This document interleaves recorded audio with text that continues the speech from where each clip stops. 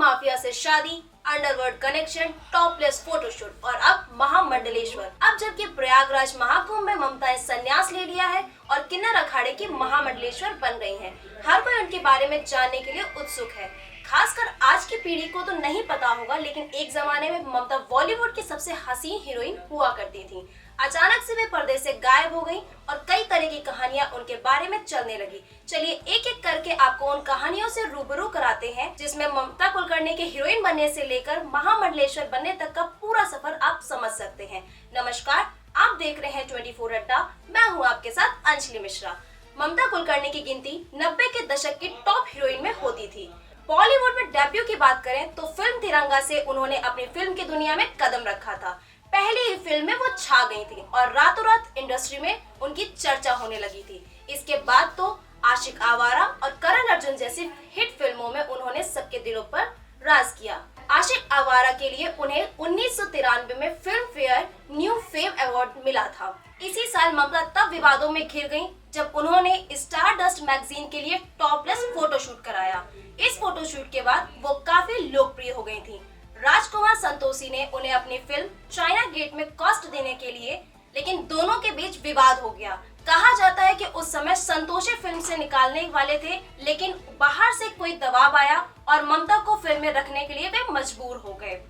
ममता ने तब राजकुमार संतोषी पर हैरेसमेंट का आरोप लगाया था, लेकिन तब किसी को समझ नहीं आया कि आखिर दबाव किसने डाला था। 2002 में एक फिल्म आई थी, कभी तो कभी हम। ये ममता की अंतिम फिल्म थी। इसके बाद ममता अचानक से पर्दे से गायब हो गयी। कई सालों बाद ममता को लेकर एक खबर सामने आई। यह साल 2013 का था। अचानक से यह जानकारी मिली कि ममता कुलकर्णी ने ड्रग माफिया विकी गोस्वामी से दुबई में शादी कर ली है। इसी बीच 2015 में ममता कुलकर्णी का नाम 2000 करोड़ रुपए की ड्रग तस्करी केस में सामने आया। आरोप लगा कि 2000 करोड़ के इंटरनेशनल ड्रग रैकेट का हिस्सा थी।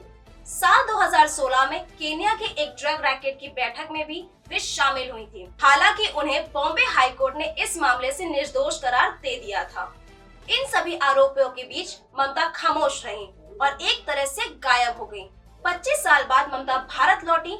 मुंबई में कदम रखते ही उन्होंने सोशल मीडिया पर एक वीडियो साझा किया और बताया कि वे यहाँ आकर बहुत खुश हैं। अब ममता कुलकर्णी महाकुंभ पहुँच चुकी हैं और संन्यास ले लिया है। यहाँ ममता कुलकर्णी का पट्टाभिषेक हुआ।